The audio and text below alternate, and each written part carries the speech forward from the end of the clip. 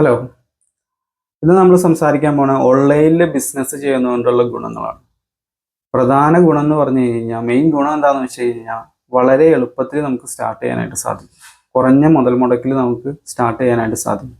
ഇപ്പോൾ ഉദാഹരണം, ഒരു ഷോപ്പിൻ്റെ ഒരു ഉദാഹരണം നിങ്ങൾ എടുത്തു കഴിഞ്ഞാൽ, ഒരു ഷോപ്പ് തുടങ്ങണമെങ്കിൽ പ്രൈം ലൊക്കേഷൻ നിങ്ങൾ കണ്ടെത്തുന്നുണ്ടായിരുന്നു വരും. അവിടെയെല്ലാം നിങ്ങൾക്ക് റെൻറ്റ് വളരെ കൂടുതലായിരിക്കും, അഡ്വാൻസ് കൂടുതലായിരിക്കും, പിന്നെ ഷോപ്പിന് ഇൻറ്റീരിയർ ചെയ്യണം, സ്റ്റോക്ക് ചെയ്യണം. സ്റ്റോക്ക് മസ്റ്റാണ്. ഒരു ഷോപ്പ് തുടങ്ങാൻ നേരത്തെ ഏറ്റവും ഇമ്പോർട്ടൻ്റ് ആയിട്ടുള്ള കാര്യമാണ് സ്റ്റോക്ക് എടുക്കാതെ നമുക്കൊന്നും ചെയ്യാൻ പറ്റില്ല ഷോപ്പിൽ. പിന്നെ എംപ്ലോയീസിനെ നിങ്ങൾ തന്നെ എംപ്ലോയി ആയിട്ട് മാറുകയാണെങ്കിൽ ഓക്കെ, നിങ്ങളുടെ വൺ മാൻ ഷോ ആണെങ്കിൽ ഓക്കെ, അല്ലെങ്കിൽ ഒരുവിധം വിപുലമായിട്ട് തന്നെ ചെയ്യണമെങ്കിൽ അവിടെ നിങ്ങൾക്ക് എംപ്ലോയീസിനെ ഹയർ ചെയ്യേണ്ടതായിട്ട് വരും. അങ്ങനെ ഒരുപാട് പ്രോസസ്സുകളുണ്ട് ഈവൻ ചെറിയൊരു ഷോപ്പ് തുടങ്ങണമെങ്കിൽ പോലും. പക്ഷെ ഓൺലൈനിൽ നമുക്ക് വളരെ എളുപ്പത്തിൽ തന്നെ സ്റ്റാർട്ട് ചെയ്യാനായിട്ട് സാധിക്കും. പിന്നെ ഓൺലൈൻ്റെ ഒരു ഗുണം എന്താണെന്ന് വെച്ച് കഴിഞ്ഞാൽ, പെട്ടെന്ന് തന്നെ നിങ്ങൾക്ക് വൈഡർ ഓഡിയൻസിലേക്ക് എത്താനായിട്ട് സാധിക്കും. ധാരാളം കസ്റ്റമേഴ്സിനെ പെട്ടെന്ന് കണ്ടെത്താൻ പറ്റുന്ന ഒരു പ്ലാറ്റ്ഫോമാണ് ഈ ഓൺലൈൻ പ്ലാറ്റ്ഫോം എന്ന് പറഞ്ഞു കഴിഞ്ഞാൽ. അതിപ്പോൾ ആമസോൺ, ഫ്ലിപ്കാർട്ട് പോലുള്ള മാർക്കറ്റ് പ്ലേസുകൾ മാത്രമല്ല, നമ്മളുടെ സോഷ്യൽ മീഡിയ വലിയൊരു ഉദാഹരണമാണ് അതിൻ്റെ. കാരണം സോഷ്യൽ മീഡിയയിലൂടെ നമുക്ക് പെട്ടെന്ന് തന്നെ ഒരുപാട് കസ്റ്റമേഴ്സിനെ കിട്ടും. പിന്നെ കസ്റ്റമേഴ്സിൻ്റെ ബിഹേവിയർ നമുക്ക് പെട്ടെന്ന് മനസ്സിലാക്കാനായിട്ട് സാധിക്കും. പല പരീക്ഷണങ്ങളും നമുക്ക് കുറഞ്ഞ മുതൽ മുടക്കിൽ നടത്താനായിട്ട് സാധിക്കും. പണ്ട് കാലങ്ങളിലല്ലാതെ വല്ല സർവേ ഏജൻസികൾക്കൊക്കെ കൊടുത്തിട്ടാണ് അതൊക്കെ ചെയ്യാൻ പറ്റുള്ളൂ. ഇന്ന് നമുക്കത് ഈസി ആയിട്ട് ഓൺലൈനിലൂടെ ചെയ്യാനായിട്ട് സാധിക്കും. പല പ്രൊഡക്റ്റുകളും പെട്ടെന്ന് നമുക്ക് വിറ്റഴിക്കാനായിട്ട് സാധിക്കും. ഓൺലൈൻ്റെ ഒരു ഗുണം ഇതാണ്. പക്ഷെ പലരും ഇതിൻ്റെ സാധ്യതകൾ മനസ്സിലാക്കുന്നില്ല.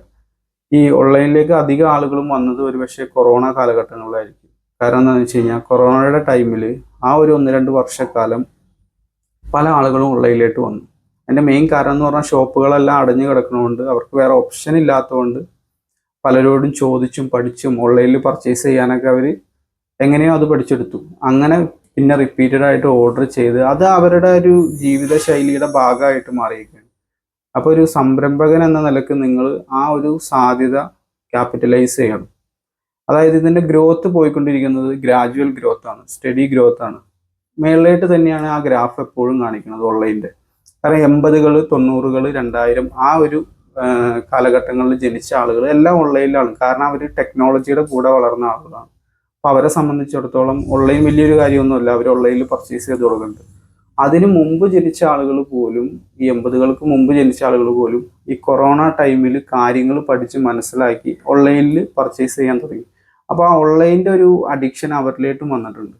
പിന്നെ നിങ്ങൾക്കറിയാം, നമ്മുടെ പോപ്പുലേഷൻ്റെ അധിക ഭാഗവും യങ് ആയിട്ടുള്ളവരാണ്. അപ്പോൾ അവരെന്തായാലും, പ്രത്യേകിച്ച് ജെൻസി 2000-ങ്ങൾക്ക് ശേഷമുള്ളവർ, അവർക്കെല്ലാം അറിയാം ഈ മോഡേൺ ടെക്നോളജീനെ പറ്റിയിട്ടും എല്ലാം. അവരാരും പഠിപ്പിക്കേണ്ട കാര്യമില്ല. അപ്പോൾ അവരെ സംബന്ധിച്ചിടത്തോളം അവരുടെ ഒരു ഹാബിറ്റ് എന്ന് പറഞ്ഞു കഴിഞ്ഞാൽ, പർച്ചേസ് എന്ന് പറഞ്ഞു കഴിഞ്ഞാൽ അത് ഓൺലൈനിലൂടെ ചെയ്യുക എന്നുള്ളതാണ്. അപ്പോൾ നിങ്ങളൊരു സംരംഭകനാണ്, അല്ലെങ്കിൽ സംരംഭകനാകാൻ ആഗ്രഹിക്കുന്നുണ്ടെങ്കിൽ തീർച്ചയായിട്ടും നിങ്ങൾ ഓൺലൈൻ കൺസിഡർ ചെയ്യണം. പുറത്ത് ബിസിനസ് ചെയ്യേണ്ടെന്നല്ല ഞാൻ ഉദ്ദേശിച്ചത്. നിങ്ങളിപ്പോൾ എന്തെങ്കിലും ഒരു പ്രൊഡക്ഷൻ യൂണിറ്റ് സ്റ്റാർട്ട് ചെയ്യാൻ പോവുകയാണെങ്കിൽ ഓൺലൈനിനും കൂടി ഒരു വിഹിതം നിങ്ങൾ മാറ്റി വെക്കണം. ഓൺലൈനും കൂടി നിങ്ങൾ പരിഗണനയിൽ എടുക്കണം. അല്ലെങ്കിൽ ഉള്ള പ്രശ്നം എന്താണെന്ന് വെച്ച് കഴിഞ്ഞാൽ, നിങ്ങൾക്ക് കിട്ടാനിരിക്കുന്ന ധാരാളം കസ്റ്റമേഴ്സിനെ മിസ്സാവും. ഓൺലൈൻ്റെ മെയിൻ ഗുണം ഇതാണ്. എളുപ്പത്തിൽ നിങ്ങൾക്ക് തുടങ്ങാനായിട്ട് സാധിക്കും. അതുപോലെ തന്നെ ലാർജ് ഓഡിയൻസിലേക്ക് പെട്ടെന്ന് എത്താനായിട്ടുള്ള ഒരു മാർഗ്ഗമാണ് ഓൺലൈൻ എന്ന് പറഞ്ഞു കഴിഞ്ഞാൽ. പിന്നെ പല പരീക്ഷണങ്ങളും നിങ്ങൾക്ക് നടത്താനായിട്ട് സാധിക്കും. ഈ ഏത് പ്രൊഡക്റ്റ് വിറ്റുപോകും, ഏത് ക്വാണ്ടിറ്റിയിൽ വിറ്റുപോകും, ഏത് കളറാണ് ഏറ്റവും കൂടുതൽ മൂവ്മെൻ്റ് ഉള്ളത്, അല്ലെങ്കിൽ ഏത് മെറ്റീരിയലാണ് ഏറ്റവും കൂടുതൽ മൂവ്മെൻ്റ് ഉള്ളത്, സ്ത്രീകളാണോ കൂടുതൽ വാങ്ങുന്നത്, പുരുഷന്മാരാണോ കൂടുതൽ വാങ്ങുന്നത്, ഏത് ഏജ് ഗ്രൂപ്പിലുള്ളവരാണ് കൂടുതൽ ഇത് വാങ്ങുന്നത്, ഏത് പ്രദേശത്തുള്ളവർക്കാണ് ഇത് കൂടുതലായിട്ട് ആവശ്യമായിട്ട് വരുന്നത്, എന്താണ് ഇവരിത് വാങ്ങാനുള്ള കാരണം. അങ്ങനെ ഒരുപാട് ഡാറ്റകൾ നമുക്ക് തന്നെ ഓൺലൈനിൽ സെല്ല് ചെയ്യാൻ നേരത്ത് കിട്ടും. ഈ ഡാറ്റ നേരെ ജോബിനെ നമ്മൾ അനലൈസ് ചെയ്ത് കഴിഞ്ഞാൽ ഓൺലൈനിൽ വിജയിക്കാനായിട്ട് സാധിക്കും.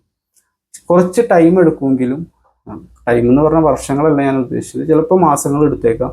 എങ്കിൽ കൂടിയും നിങ്ങൾ ആ ഡാറ്റ നേരെ ജോബിനെ അനലൈസ് ചെയ്ത് കഴിഞ്ഞാൽ നിങ്ങൾക്ക് തീർച്ചയായിട്ടും ഓൺലൈനിൽ വിജയിക്കാനായിട്ട് സാധിക്കും. അപ്പോൾ ഇതാണ് ഇന്ന് ഓൺലൈനിനെ പറ്റിയിട്ട് എനിക്ക് പറയാനുള്ളത്. ഞാനതിൻ്റെ താഴെ വാട്സപ്പ് ഗ്രൂപ്പ് കൊടുത്തിട്ടുണ്ട്, നിങ്ങൾക്ക് അതിൽ ജോയിൻ ചെയ്യാം. ഓൺലൈൻ്റെ കാര്യങ്ങളും വിശദീകരണങ്ങളും എല്ലാം ആ ഗ്രൂപ്പിൽ വരും. അപ്പോൾ മറ്റ് ബിസിനസ് വിശേഷങ്ങളുമായിട്ട് വീണ്ടും കാണാം. Thank you for watching.